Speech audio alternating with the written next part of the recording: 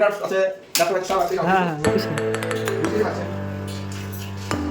দেখান বন্ধুরা জুড়ে আছে, আপনি দেখান সেখানে এবার দেখেন এখানে একটা লক সিস্টেম থাকে। দেখেন হ্যাঁ লক্ষণ দেখান। এরকম লক সিস্টেম,